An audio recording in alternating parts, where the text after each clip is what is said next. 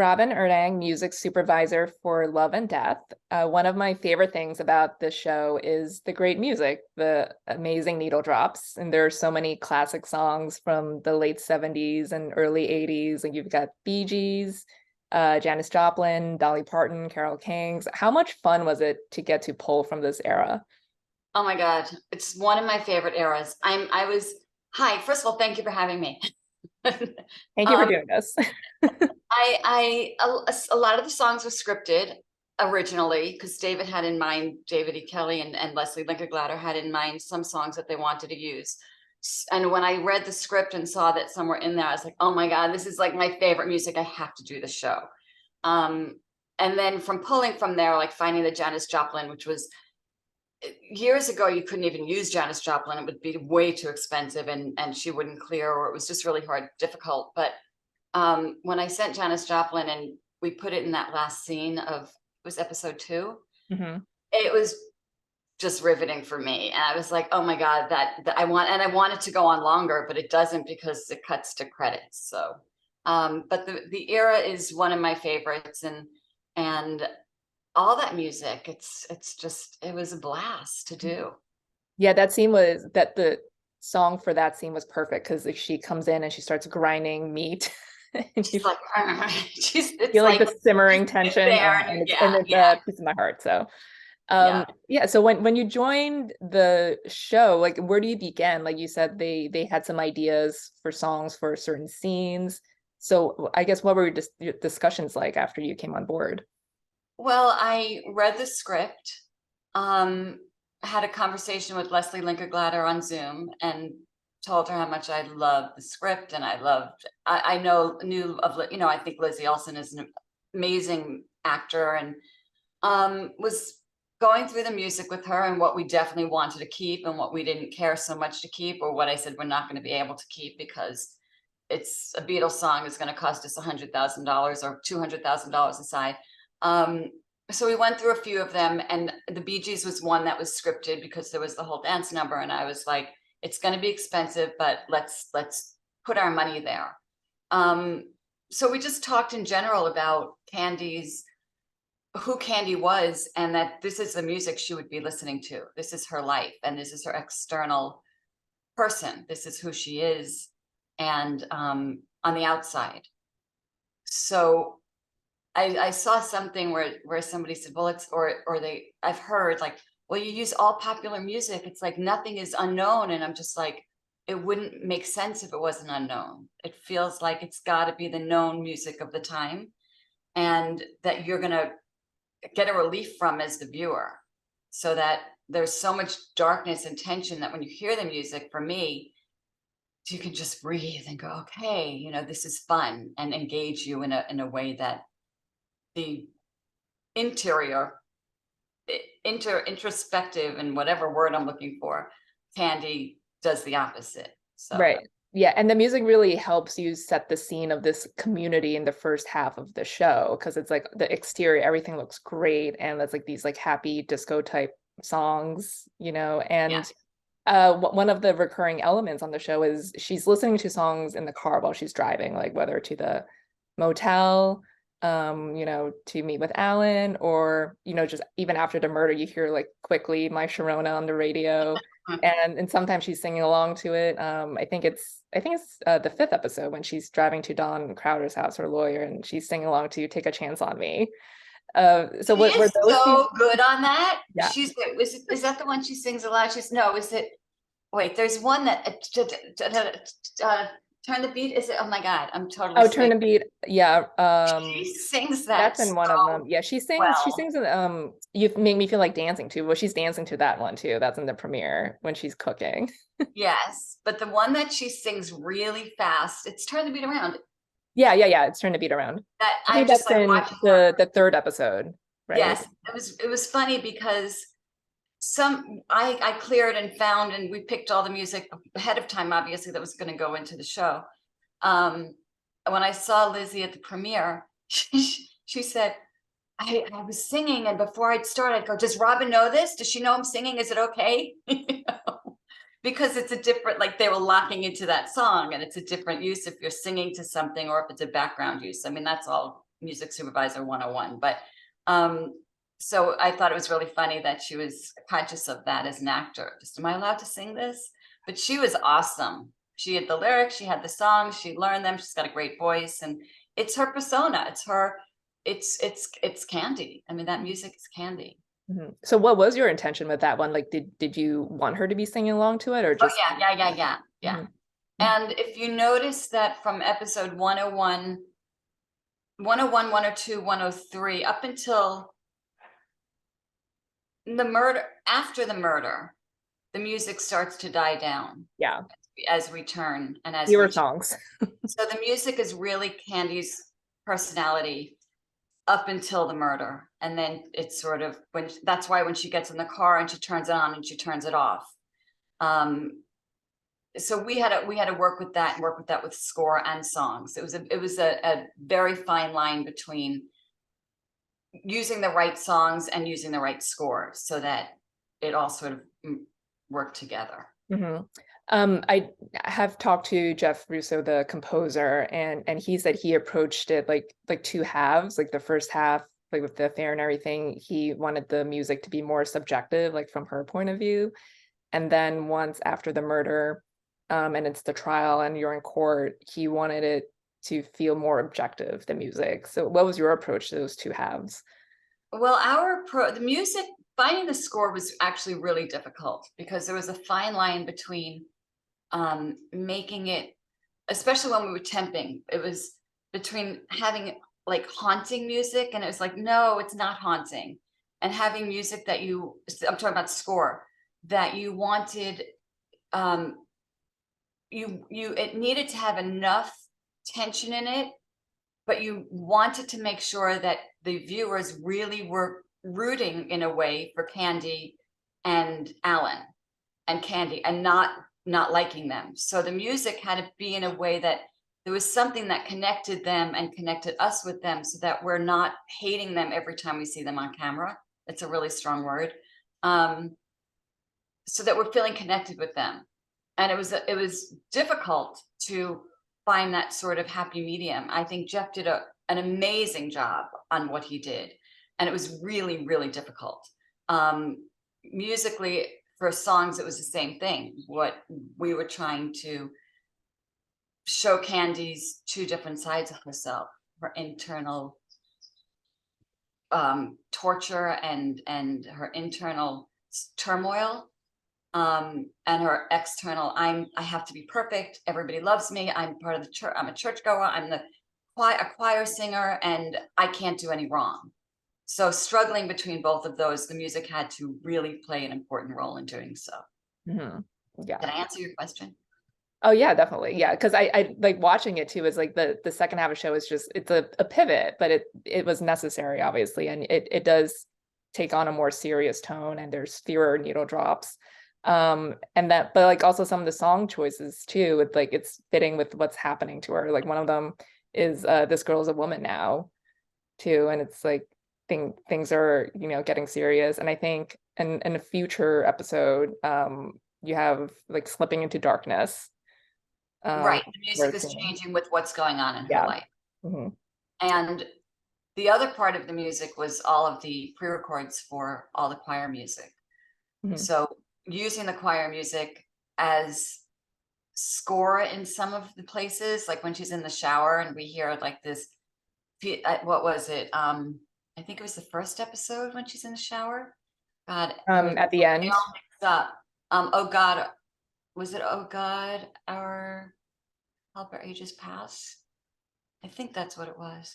Anyway, using Hallelujah with the daughter playing the piano, and just making sure that we are reminded that this is a church going town, that this is a small town. And I think a lot of the choir music and bringing it back did that.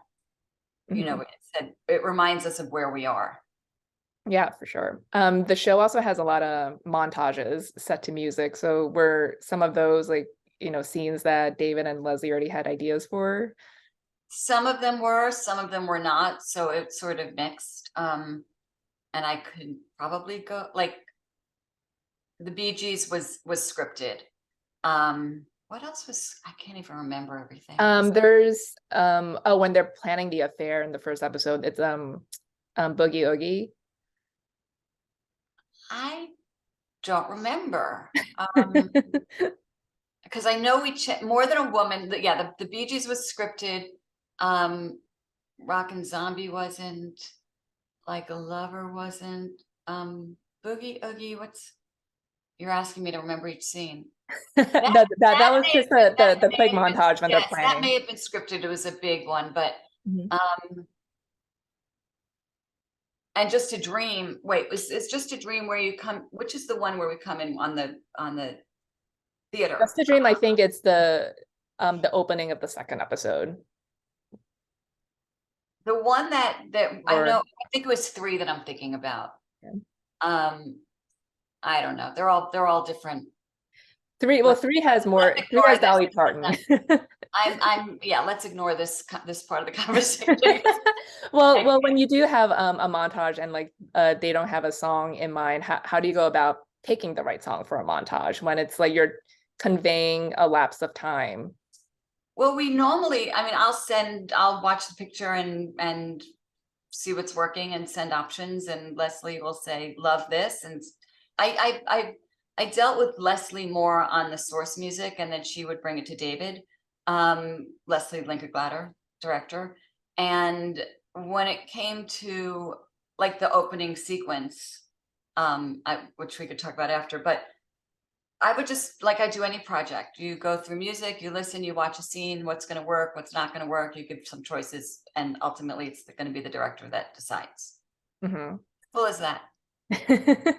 Well, yeah, the opening credits, Nina Simone, how did that come about? Oh, that was probably one of the toughest things I've ever had to find in a show. The Nina Simone came about, we originally talked about maybe having an original song written. Then we got the credits, and the credits came with a song, Sweet Dreams by Eurythmics, which I wasn't really fond of.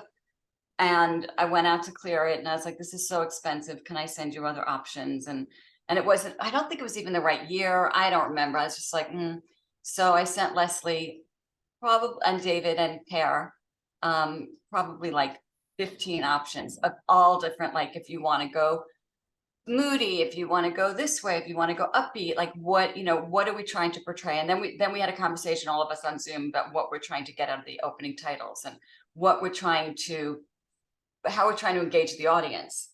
And we all decided on the mood that we decided on. And then Leslie and I sat on a Zoom and took picture and went through like a shortened list.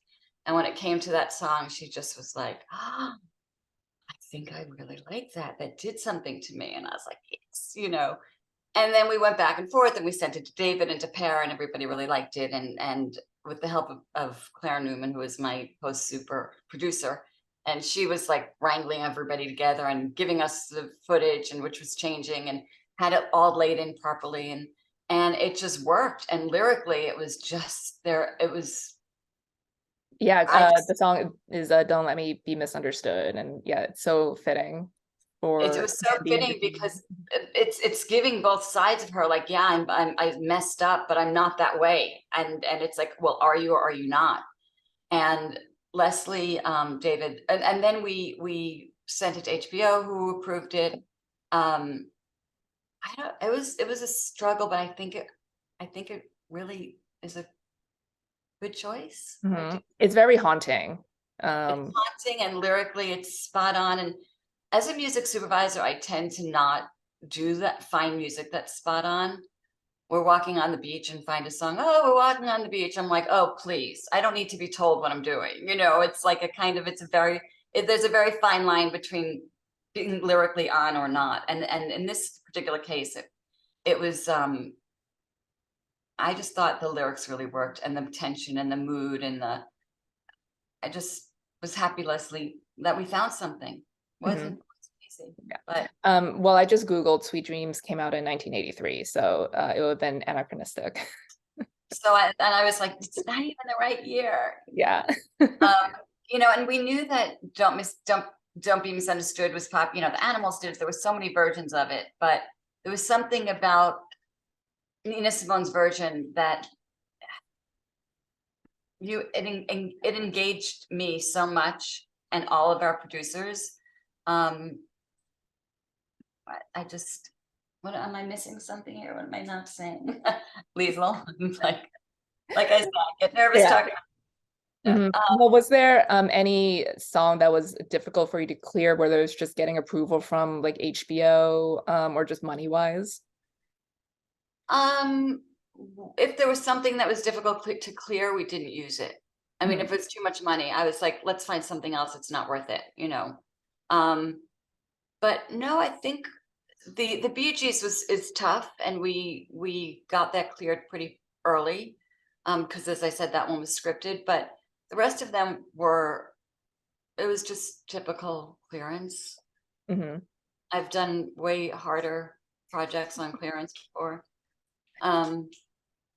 Well, yeah, because the other thing I was like, there's so many amazing songs here. I was like, what was the budget like for this for you? Because you hear about music supervisors all the time. It's like, oh, we couldn't afford that song, so we have to go somewhere else or go with something. Well, the difference with this show is that there's so many songs from 1 to 4 that I was able to take the entire budget and We're not worrying about 5, 6, 7. Yeah. right, exactly. So I mean, we were pretty good on budget. I mean, we had a decent budget, and I worked to get the songs at whatever I could as best as I could. I try never to say no to somebody if it's something they really want. And the licensors and the were really working with us, Mm-hmm. you know, and helped us make this happen. Mm-hmm. Was there a particular scene anywhere that was the hardest for you to figure out to find the right song for? The opening was the hardest thing, honestly, because that was something that was going on every single episode, and everything else. There's such a plethora of music of this era that would work, and it's so fun that there was nothing I thought was hard as far as that goes. I mean, it was just like, oh, let's try this. Let's try Afternoon Delight. Let's try Turn the Beat Around, or let's try. You know, there was one actually, Aretha Franklin, that we couldn't use Aretha. What was it? Shoop? I think it was episode 2. The Shoop Shoop song. Wait. Yeah, it's in there, but it's another version. Right. So Yeah. Aretha was, what was that? Oh, the Aretha song version was really expensive, and I was just like, let's try this one, and everybody was fine with it. And then there was another piece of music that was one of the hymns that we originally were using a version that we just couldn't. Would be like crazy reuse fees. So we wound up using, was it Joyful? I think it was Joyful. Well, we wound up using our choir version, and then finding another version that sort of, we had the music editor work together so that it worked for the scene over Betty giving birth into the exterior of the motel. And that was hard. The only other thing that was a little bit hard, but wasn't horribly, was using, I'm going to forget again, Joy to the World. Oh, okay. Used the actual recording of it and had to go into our own version. So when we recorded our version, we had to just make sure that we had the original version cleared, and we had permission. You know, it was just having permission from the publishing to do both, and making sure that it worked seamlessly from it was the transition to them singing. Transition, which was fun. I mean, all of that was fun. And we had, I brought in an amazing, like, I work on another show, and I brought in our music producer, Stuart Lerman, and music arranger, David Chase, to help record all of the hymns, which we did with all the actors separately during COVID on Zoom. Oh my God. So that That must have been fun. It was fun. People were like, am I good? And Stuart's so wonderful to work with, and they were all so great. But we each each scene has different choir people singing. So like Betty's not there at this time, and Candy's there this time, but then this one's missing, or so we had to be mindful of all the singers and what they're singing and what scene it is. And it just was putting all the puzzle together and going into the studio. Well, not into the studio, but in your Zoom studio. So our Zoom studio, yes. well, lastly, is there a favorite needle drop from the show that we haven't talked about that you really, really love? Oh my God. I think we talked about the ones I loved. Well, then which one is your favorite? I don't have a favorite. I just, They're all your babies. I get excited with all of them. I'm just like, oh, that's like, I watched this and worked on this so many times, and I still love every time I hear the music come in. And I love what it does for us. I love the score. I love I just, it's again, it's music I've grown up with, and I feel like I want to say, is there something I didn't like? Let me look. Oh, okay.